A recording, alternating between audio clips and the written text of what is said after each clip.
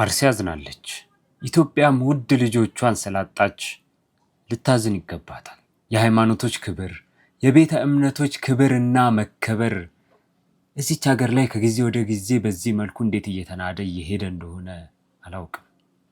ነገር ግን አሁን ላይ የቤተ እምነቶች መቃጠልና መውደም፣ የሃይማኖቶች አለመከበር እዚች ሀገር ላይ የተለመደ ነገር ሆኖ እያየን እንገኛለን።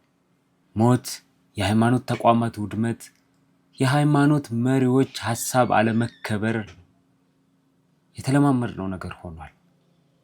በአርሲው አሳዛኝ ክስተትና ተያያዥ ጉዳዮች ላይ የተለያዩ ሐሳቦችን እንለዋወጣለን።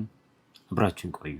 የተከበራችሁ የሪል ቶክ ሰላሀዲን ቤተሰቦች፣ በመጀመሪያ አርሲ ላይ በደረሰው ጉዳትና ባጣናቸው ወገኖቻችን ከፍተኛ ሐዘን እንደተሰማኝ ለመግለጽ እወዳለሁ።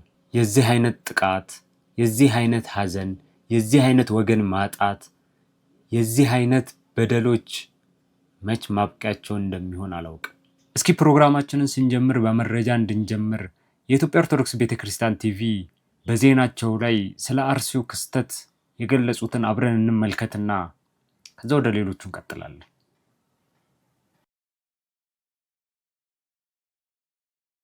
በአርሲ ሀገረ ስብከት ስር በሚገኙ የተለያዩ ወረዳዎች ውስጥ በመንፈስ ቅዱስ ልጆችና በጥንታውያን አድባራት ላይ የደረሰውን አሰቃቂ ጥቃት፣ ግድያና መፈናቀል የኢትዮጵያ ኦርቶዶክስ ተዋሕዶ ቤተክርስቲያን በከፍተኛ ሐዘንና ቁጭት ማውገዟ ተገለጠ።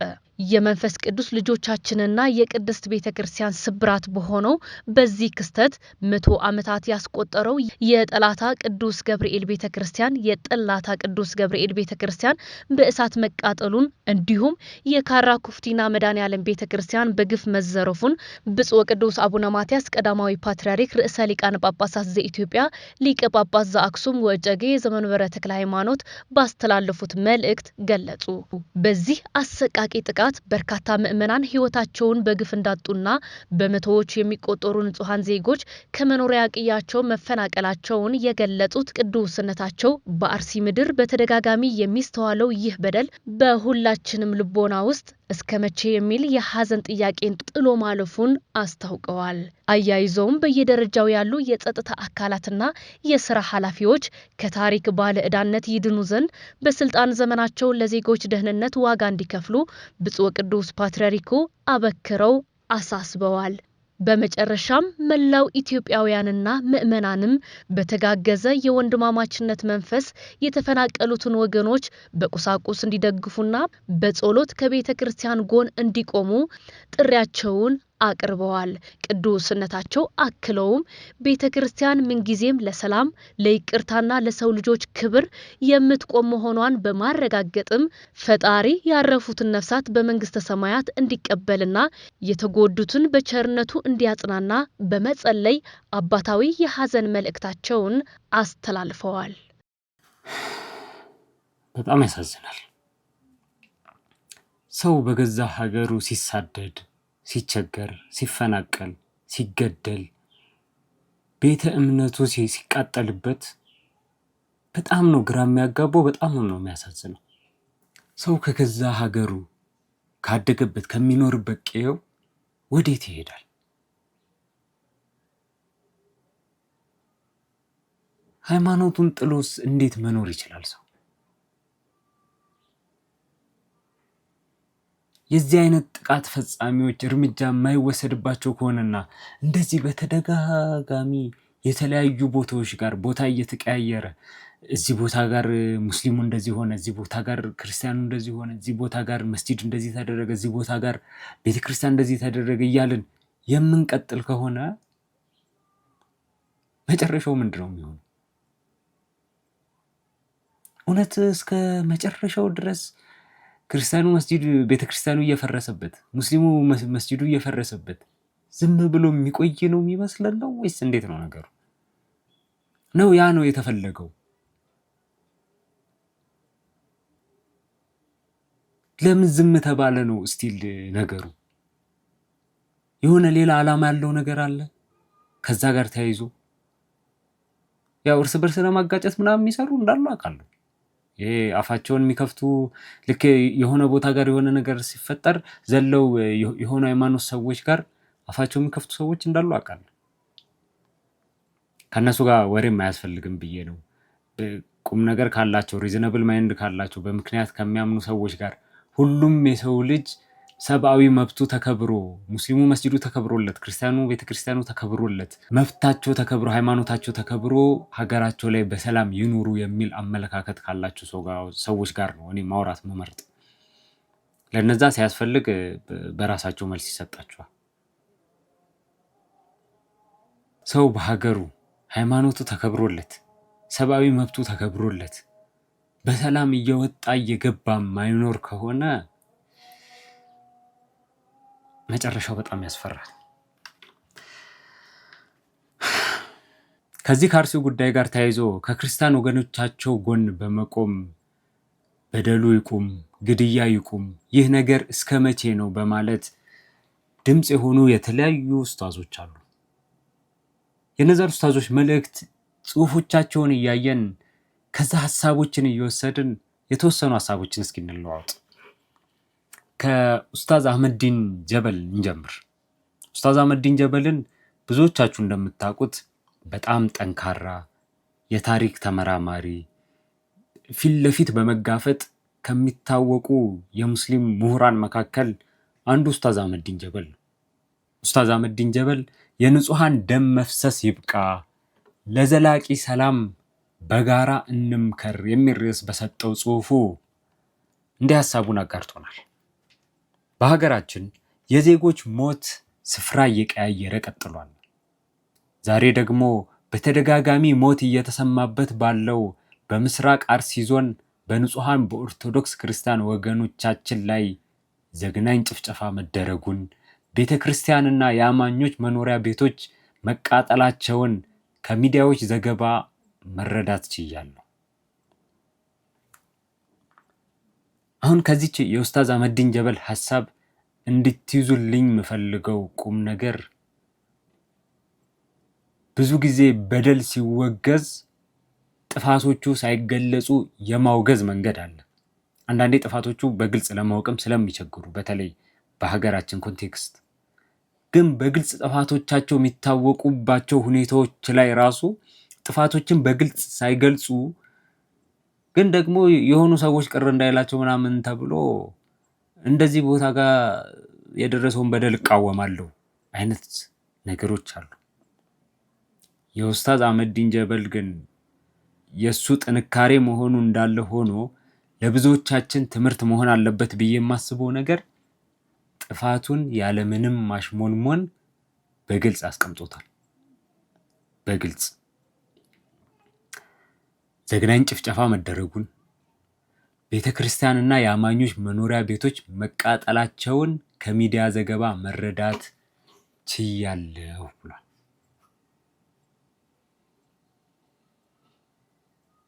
በተለይ እውቅና ያላችሁ የተሻለ ቦታ ላይ ያላችሁ ሰዎች የተሻለ ተደማጭነት ያላችሁ በደሎችን ስታዩ እና በግልጽ በቃ ማረጋገጫ ያላችሁ ፋክት የሆኑ እኮ የምናውቃቸው እኮ በጣም ብዙ በደሎች አሉ። የተለየ መመራመር ራሱ የማያስፈልጋቸው የዛ አይነት በደሎችን ስታዩ እንደዚህ በግልጽ በደሎቹን አውዙ። በደሎቹን በደንብ ጠቅሳችሁ እቺን ትምህርት ያዙልኝ። እንቀጥል። መሰል ጥቃቶች ራስን በተጠቂዎች ቦታ አድርገን ካየን በእጅጉ ልብን በሐዘን ይሰብራል። የንጹሃን ደም ያላግባብ መፍሰስና የዜጎች መገደል በአስቸኳይ ሊቆም ይገባል። ግና እንዴትና መቼ?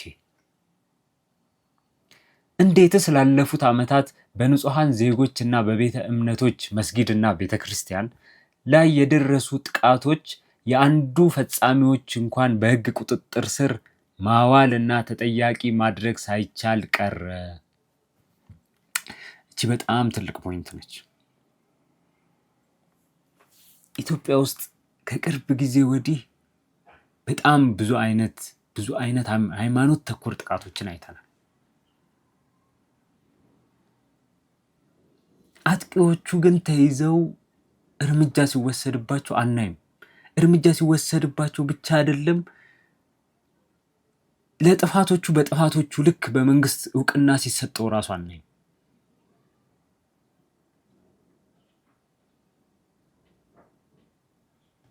በጥፋቶቹ ልክ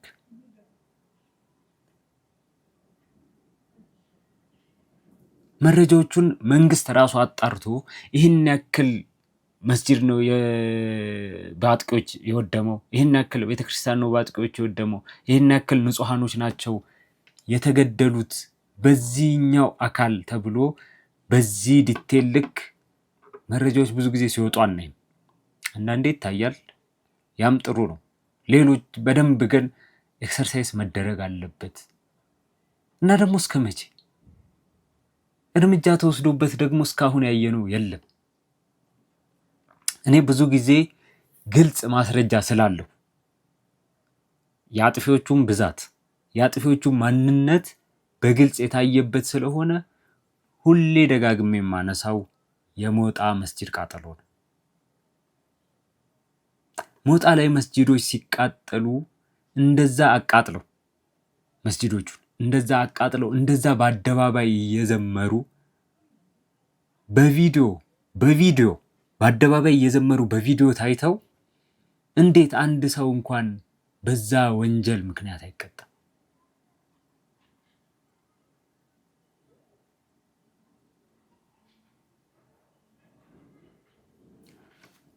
ወንጀለኞች ተገቢውን ቅጣት እንዲያገኙ በጋራ ድምፅ ያለመሆናችን እዛ የጀመረው ነው ይኸው ዛሬ ድረስ እንደዚህ ያደረሰን ብዬ ነው እኔ ፐርሰናሊ ማምነው።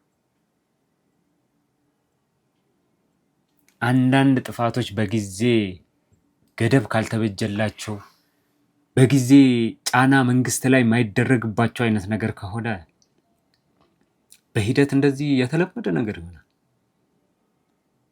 ለመድ ነው እኮ ለመድ ነው፣ በጣም ለመድ ነው። ከሞጣ በኋላ ስንት መስጂድ ቃጠሎ ነው የሰማነው? ስንት ሃይማኖት ተኮር ጥቃቶች ነው ያየነው?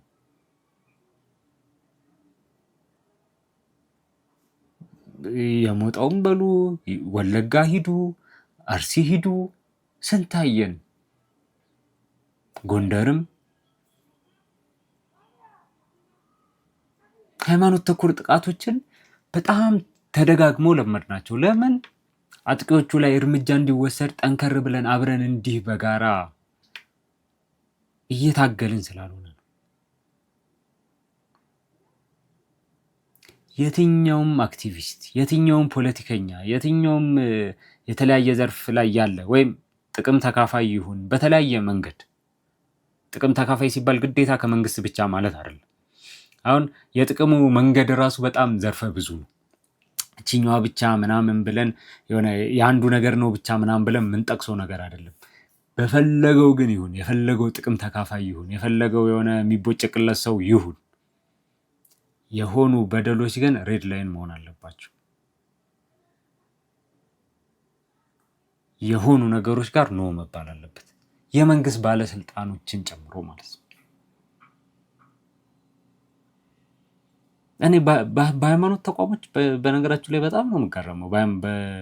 በመሪ ሃይማኖት ተቋሞች የለም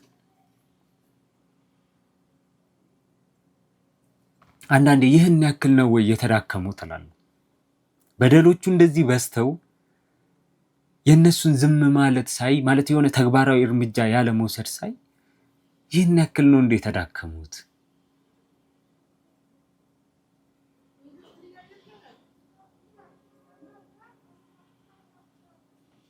እስቲ ጽሑፉን እንቀጥል። ከድርጊቱ በላይ መደጋገሙ፣ ከመደጋገሙ በላይ ፈጻሚዎቹ ሁሌም ያልታወቁ እየተባሉ መፍትሄ ማምጣት አለመቻል አደገኛ ነው። ዘላቂ መፍትሄ ይገኝ ዘንድ ቆም ብሎ ማሰብ፣ በስሜት ተጽዕኖ ስር ከመውደቅ በራቀ መልኩ ነገሮችን መመርመር፣ መምከርና በጋራ መፍትሄ መፈለግ ግድ ይላል። ክብር የሆነው የሰው ልጅ ነፍስ እንዲህ መርከሱ እጅግ አደገኛ ነገር ነው። አላህ በቁርአን እንዲህ ይለናል፣ በዚህ ምክንያት በእስራኤል ልጆች ላይ እነሆ ያለ ነፍስ መግደል ወይም በምድር ላይ ያለ ማጥፋት ካልሆነ በስተቀር ነፍስን የገደለ ሰው ሰዎቹን ሁሉ እንደገደለ ነው። ሕያው ያደረጋትም ሰው ሰዎቹን ሁሉ ሕያው እንዳደረገ ነው ማለትን ጻፍን። መልእክተኞቻችንም በግልጽ ተአምራት በእርግጥ መጧቸው። ከዚህ በኋላ ከነሱ ብዙዎቹ በምድር ላይ ወሰንን አላፊዎች ናቸው። ይህ ቁርአናዊ መለኮታዊ መመሪያ የሰው ልጅ ሕይወትን ነፍስ በማለት በመጥራት ያለ ምንም ዘር፣ የሃይማኖትና የብሔር ልዩነት ፍጹም የተከበረ የማይደፈር መሆኑን ያረጋግጣል። በአንቀጹ መሰረት አንዲትን ንጹሕ ነፍስ ያለ አግባብ መቅጠፍ መላውን የሰው ዘር እንደ ማጥፋት የሚቆጠር እጅግ ከባድ ወንጀል ሲሆን፣ በተቃራኒው ደግሞ አንዲትን ነፍስ ከአደጋ መታደግና ማዳን መላውን የሰው ልጅ ሕይወት እንደ ማኖር የሚቆጠር ታላቅ ሰብአዊ በጎነት ነው። እንደ ዜጋ ማድረግ የምንችለው ለሟች ቤተሰቦችና ወገኖቻቸው መጽናናትን መመኘት ብቻ በመሆኑ እያዘንኩ ለሟች ቤተሰቦች መጽናናትን እመኛለሁ። ሕዝባችንና ሀገራችንን ከጥፋትና ከእልቂት ጠብቅልን። አላህ ሆይ እውነቱ እንዲወጣ የንጹሐን ደም አፍሳሾች መቀጣጫ የሆኑ ዘንድ የእጃቸውን እንዲያገኙ አድርግልን። አላህ በቃችሁ በለን። አሚን። ይህ የኡስታዝ አህመዲን ጀበል ስለ አርሲው ጥቃት የግል መልእክት ነው። ወደ ኡስታዝ አቡበከር አህመድ እንሂድ። ቅድም ኡስታዝ አህመዲን ጀበል እንደጠቀስኩላችሁ ኡስታዝ አቡበከር አህመድም በኢትዮጵያ ሙስሊሞች ታሪክ በትግል መሪነት ከሚታወቁ ጀግናና ደፋር ቆራጥ መሪዎች መካከል አንዱ ተደርጎ የሚታይ ነው። ኡስታዝ አቡበከር አህመድም በተመሳሳይ የንጹሐን እልቂት በቃ ሊባል ይገባል የሚል ርዕስ በሰጠው ጽሑፍ ላይ ይህንን ግድያ አውግዟል። ወደ ጽሑፉ እንሂድ። በኦሮሚያ ክልል በአርሲ ዞን በአሰኮ ወረዳ በሺርካ ወረዳና ሆንቆሎ ዋቤ ወረዳ ታጣቂዎች ንጹሐን የኦርቶዶክስ ክርስትና እምነት ተከታዮችን በመግደል በርካቶችን ከቤት ንብረታቸው ማፈናቀላቸውን በመስማቴ እጅግ አዝኛለሁ። ይህን ሰይጣናዊ የጥፋት ተግባርም በጽኑ አወግዛለሁ። በአርሲ በተደጋጋሚ ንጹሐኖችን ኢላማ ያደረገ ጥቃት እየተበራከተ በየጊዜው ለቅሶና ዋይታ ብቻ እየተሰማ ያለ መፍትሄ መቀጠሉ እጅግ ያሳምማል። ንጹሐን ዜጎች እያለቁ ያለው ከውጭ በመጣ ወራሪ ጠላት ሳይሆን ወንድም ወንድሙ ላይ እየሰነዘረ ባለው አሳዛኝ የጭካኔ ጥቃት ነው። በሀገሩ ምድር በድህነት ሕይወቱን እየመራ ለሚገኝ ንጹሕ ሕዝብ ከግራና ከቀኝ ጠመንጃ በታጠቁ ኃይሎች በማያውቁት አጀንዳ ለሞት፣ ለእልቂት፣ ለስደት መዳረጉ ልብ ሰባሪ ነው። ይህ የንጹሐን እልቂት በቃ ሊባል ይገባል። ሁሉም ኢትዮጵያዊ የዚህ መሰሉን እልቂት ለአንዴና ለመጨረሻ ጊዜ ለማስቆም እጅ ለእጅ ተያይዞ ሊቆም ይገባል። በአርሲ በተደጋጋሚ እየተፈጸመ በሚገኘው ጥቃት ሕይወታቸውን ላጡ ወገኖቻችን ቤተሰቦች መጽናናትን እመኛለሁ። ጉዳት ለደረሰባቸው ወገኖቻችንም ቶሎ ያገግሙ ዘንድ አላህ እንዲረዳቸው እንዲሁም የተፈናቀሉትም ወደ ቀያቸው ደህንነታቸው ተጠብቆ በአስቸኳይ ይመለሱ ዘንድ ልባዊ ምኞቴ ነው። አላህ ሀገራችንንና ወገኖቻችንን ይጠብቅልን። ሰላም መግባባቱንና መተዛዘኑን በመላው ሀገራችን ኃያሉ ጌታችን አላህ ሱብሓነሁ ወተዓላ ያስፍንልን። ይህ የኡስታዝ አቡበከር አህመድ የግል መልእክት ነው። በተጨማሪም ኡስታዝ በድሩ ሁሴን፣ ኡስታዝ ያሲን ኑሩ፣ የተለያዩ ኡስታዞችና የሃይማኖት አባቶች ይህንን ጥቃት አውግዘዋል። እንዲሁም እነ ሰለሞን ሙሄ እና የተለያዩ የጥበብ ሰዎችም ለአርሲው ድምፅ ሆነዋል። አሁን ላይ የሁሉም ጥያቄ ይህ ነገር እስከ መቼ ነው በዚህ መልኩ የሚቀጥለው ነው? እስከ መቼ ነው ሰው ከገዛ ቀዬው እየተፈናቀለ የሚቀጥለው? እስከ መቼ ነው በሚኖርበት ባደገበት በተወለደበት አካባቢ ሂጃብ መልበስ እየተከለከለ የሃይማኖት ተቋሞችን መገንባት እየተከለከለ እንደ አርሲው ደግሞ የተገነባ የሃይማኖት ተቋሙ እየተቃጠለበት ምዕመናኑ እየተገደሉበት የሚቀጥለው እስከ መቼ ነው? እስከ መቼ ነው? ሰዎች ሰው ላይ ሳይደርሱ የራሳቸውን መብት የራሳቸውን ሃይማኖት የማንጸባረቅ የመኖር ነፃነታቸውን ተገድቦ የሚቀጥለው እስከ መቼ ነው? እስከ መቼ ነው? ምንስ ብናደርግ ይሻላል የሚል ሐሳብ አላችሁ? እስከ ሐሳባችሁን እናንተም ኮመንት ላይ አጋሩኝ። በጋራ ለሀገራችን የጋራ መፍትሄ መፈለግ ሳይኖርብን የሚቀር አይመስለኝም። በዛሬው ሪል ቶክ ዊዝ ሰላሀዲን ፕሮግራማችን የአርሲውን ግድያና ከዛ ጋር ተያይዞ ያሉ የተለያዩ ነገሮች ላይ ትኩረታችንን አደረግን። አሁንም በድጋሜ በአርሲው ግድያ የሃይማኖት ተቋም ውድመት የተሰማኝን ጥልቅ ሐዘን እገልጻለሁ። ለቤተሰቦች፣ ለወዳጅ ዘመዶችና ለመላ ኢትዮጵያውያን መጽናናትን እመኛለሁ። በቀጣይ በሌላ ፕሮግራም እስከምንገናኝ ድረስ መልካም ጊዜ